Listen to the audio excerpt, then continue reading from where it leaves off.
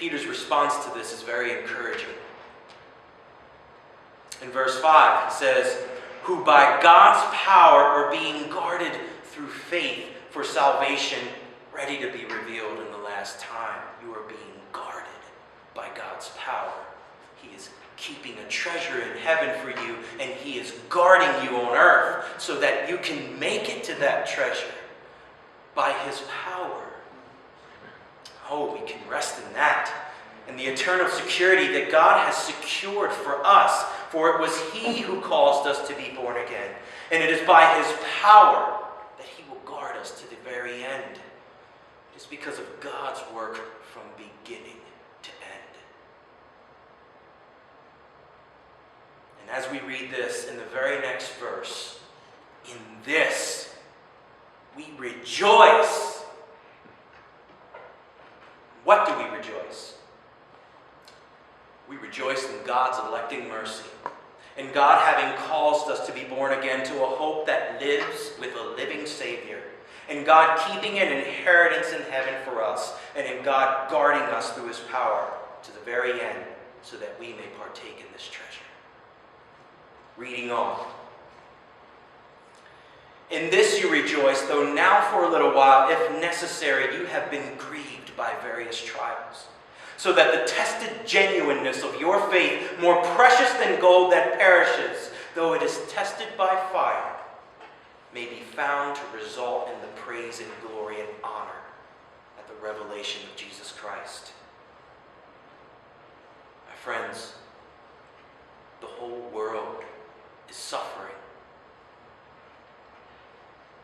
Whether you are Christian or not makes no difference to the reality that all of us are born into this fallen world where death and decay permeate our existence.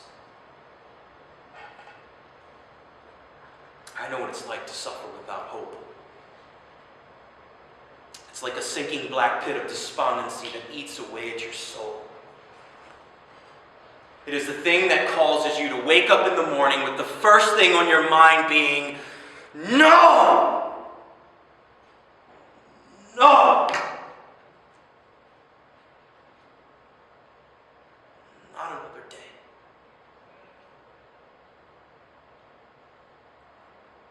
A few years back, I decided that I was finished with suffering. I had been in a continual downward spiral brought about by the mixed ingredients of a dysfunctional family, a life on the streets, and a chronic addiction to drugs and alcohol. One night, while sitting on the back porch of a friend's house getting high, smoking a cocaine-laced marijuana joint, I had a little conversation with myself in my mind. And I said, you know what, I'm done with this life. And I responded to myself and said, yeah. So I decided that as soon as I was done smoking my marijuana, I was going to put it out, go into the house, and kill myself. So, very methodically, took my last drag, put it out on the wall, opened the door, walked in, pulled the drawer open, grabbed the biggest knife that I could find, put it in my right hand, raised my hand up and put the knife right to my wrist, and I paused.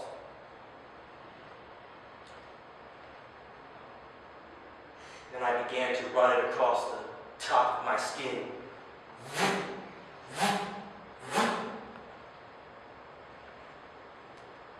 Over and over again. Providentially, the knife that I had happened to grab, although it was 9 inches long, had a serrated blade. So instead of slicing through my wrist, it sawed through my wrist. Made the sound of a zipper, zip, as it ripped across my skin. So loud that my friend in the next room heard it and came rushing into the room to intervene as I'm bleeding all over the place.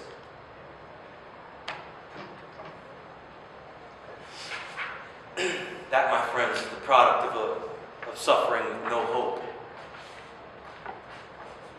Now I have hope. We have hope And hope enables us to suffer well. Whether it be in persecutions, as those Christians receiving this letter from Peter were, or whether it's trials of various kinds. We can do this because we believe in a God of mercy who has caused us to be born again and is guarding us to the very end. And we believe that this God of infinite power is sovereign over all, as Romans 8:28 reads. We know that for those who love God, all things work together for good. So with this on our minds, we continue into verses 8 and 9. Though you have not seen him,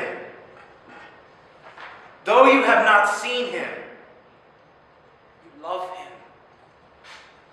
Though you do not now see him, you believe in him and rejoice with a joy that is inexpressible and filled with glory, obtaining the outcome of your faith, the salvation of your souls. From time to time, I have these moments where my life just seems to flash before me.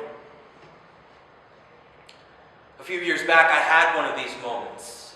It's as if God is revealing something about himself to me that I just couldn't grasp. I can't understand it. But I used to work back in the docks at Water Street Rescue Mission. For those of you who don't know, 3.5 years ago I was homeless, sleeping on the streets, addicted to drugs and alcohol, doing anything that it took to exist another day, all the while wishing that I would just die. I came into the Water Street Rescue Mission and my life was changed. And that's why I'm here today. But anyway, I had a job working back in the docks, and I was usually there in the evenings by myself. And it gave me a lot of time to think, because it was a pretty mindless job. I was throwing clothes into a baler. But I remember one night in particular, I began to think about all the things that I had done in my life. All the people that I had hurt, all the people that I had robbed, all the people that I had lied to, all the people that I had manipulated, all the things that I did that I can't even name. And it was like these thoughts were just hitting me. And literally, it was so powerful that I just started backing up, like trying to avoid these thoughts in my mind. I began to have this overwhelming sense of dread and fear, as if something terrible was about to happen to me, and that I deserved it.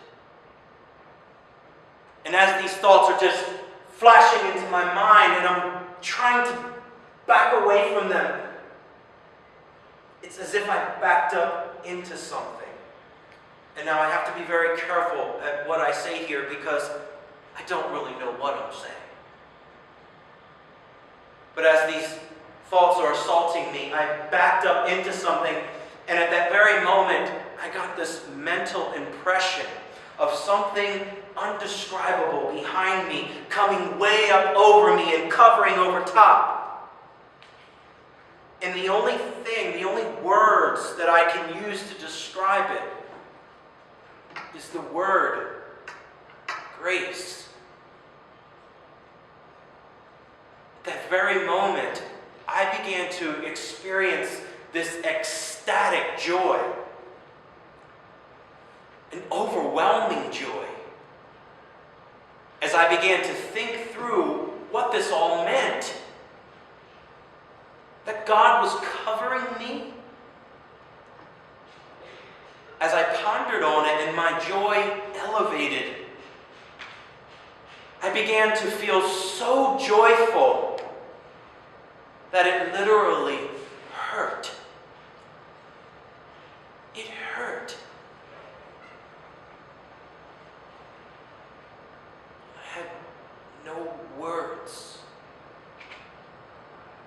The only thing that I could do, the only sound that I could muster up was a deep, ah!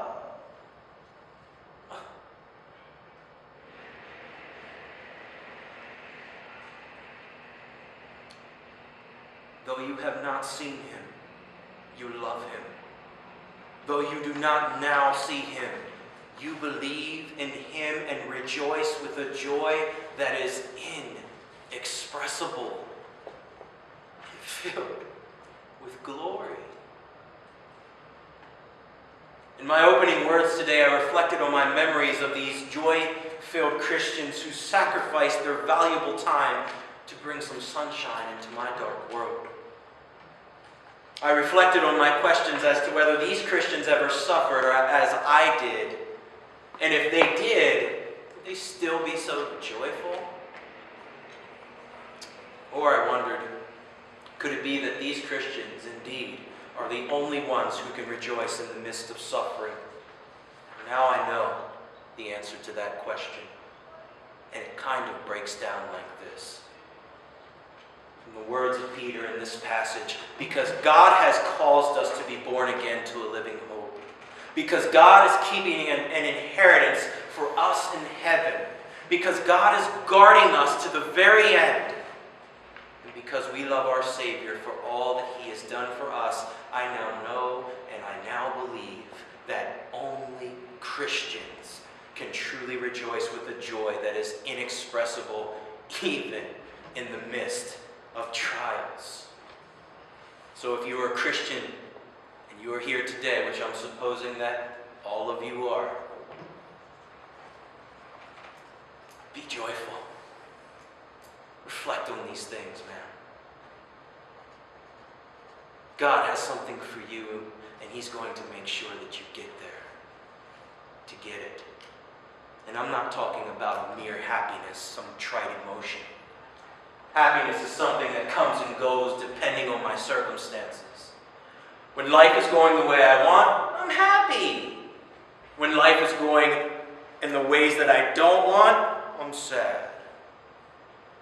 I'm talking about a real joy that remains even in the midst of the most adverse circumstances.